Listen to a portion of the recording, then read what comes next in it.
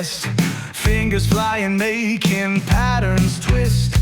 Susie's voice breaking through the haze, crochet forever in a woolly maze.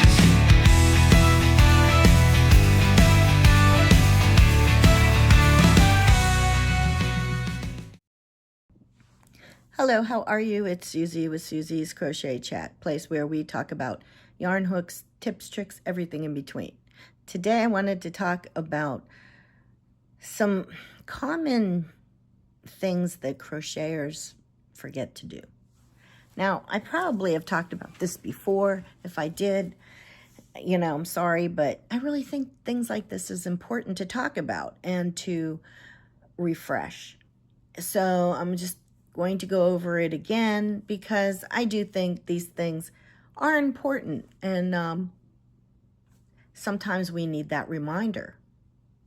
So the first thing, which is so obvious, I'm sure, to everyone, and I know me saying it, everyone doesn't do it all the time, and that's counting every row or round. Skipping stitches happens so often, or adding a stitch at the end. It happens. And I'm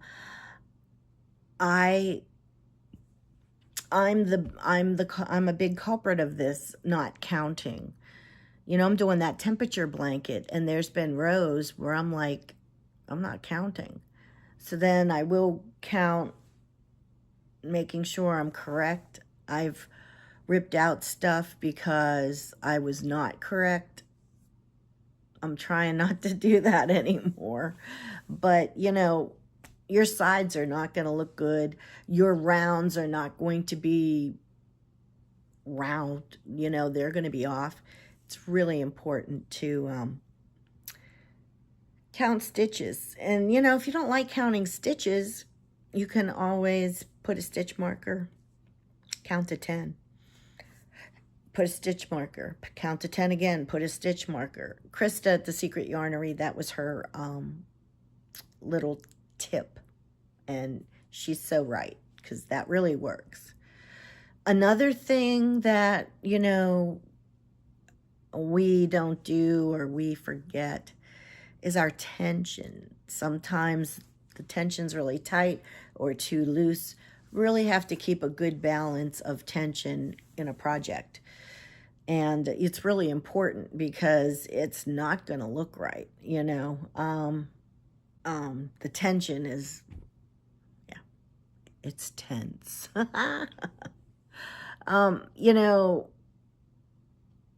Marking the start of each round, that kind of goes with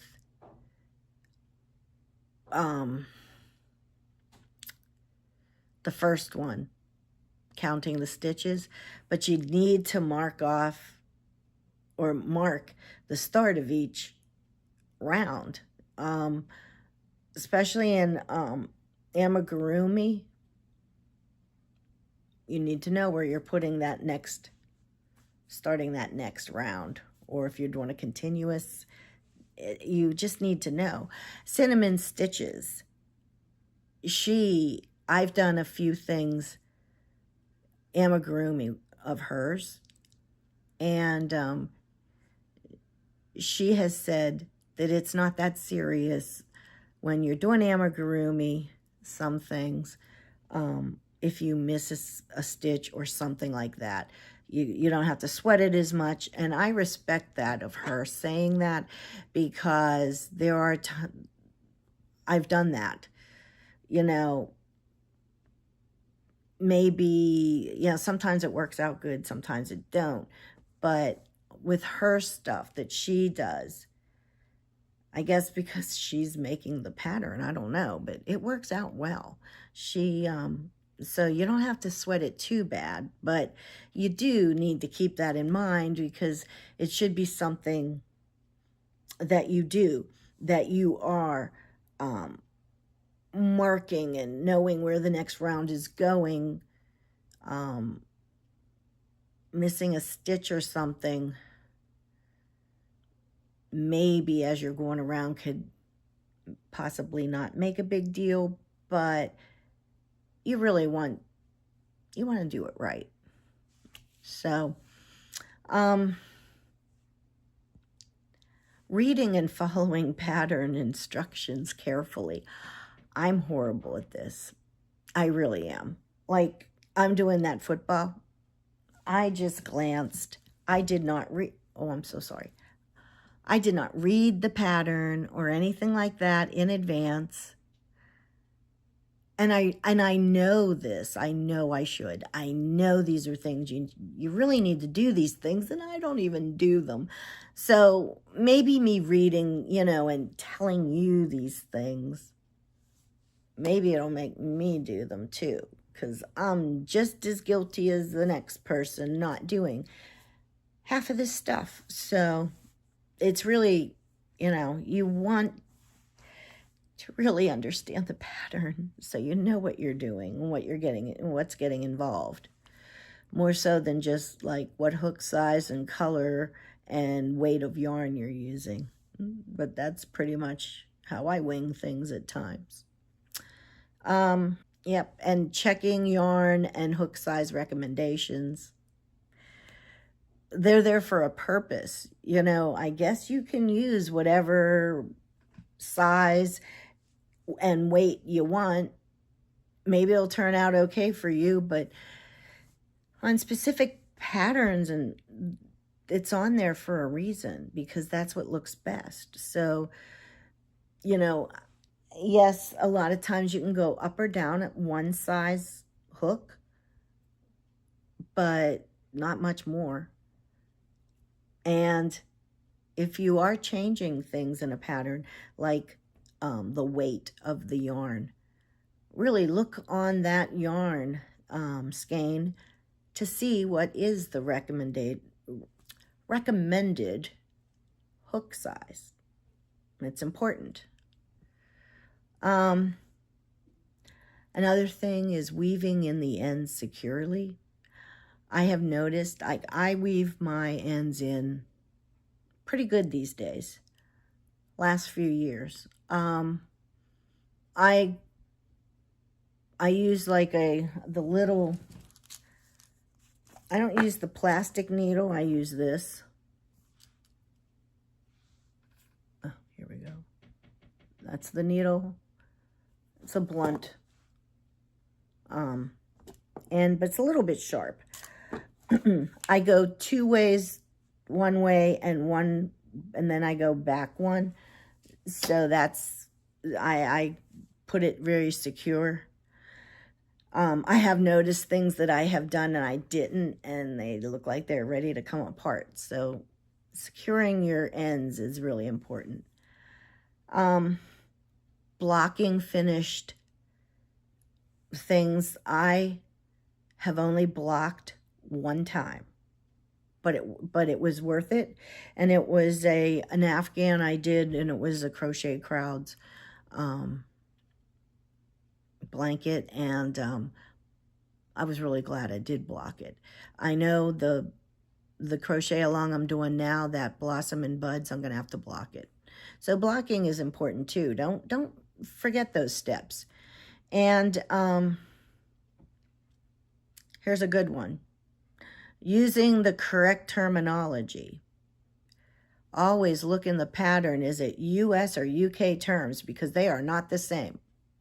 If you're using UK terms and you don't realize it, it's going to say a double crochet, but it really is a single.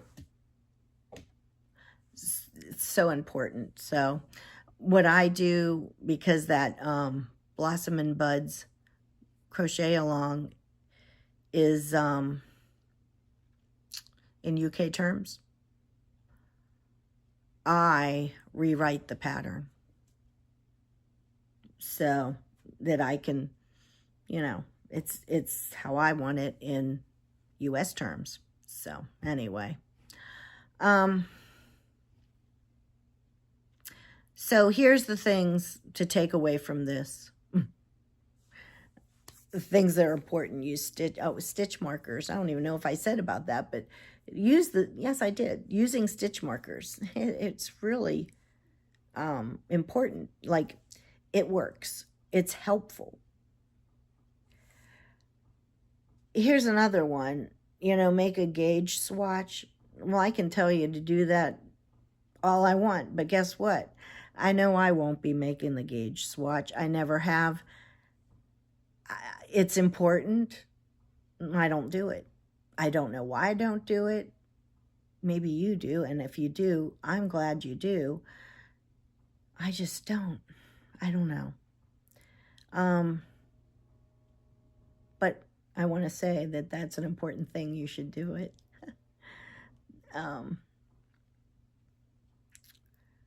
Buying enough yarn for a project. Nothing worse than not having enough yarn to complete something. So, and then practice, and do swatches if you're not comfortable or know how to do a certain stitch in a project if it's new.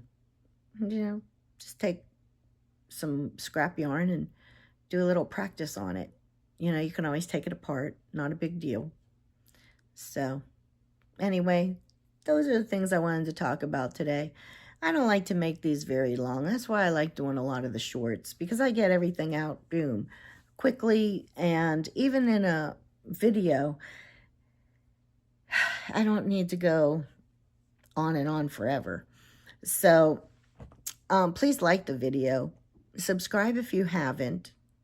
And please comment. Let me know, do you do any of these? Do you have other tips that maybe I should have addressed? Yeah. So, yeah, that's it. That's all I have today. And have a great rest of your day. It's Thursday, so happy Friday Eve, as I like to say. And I will talk to you again later. Take care. Bye. Midnight oil burning stitches remain, whispering threads holding back the strain. Susie's voice guiding, I'll never quit. Pattern's rough, but it's got heart.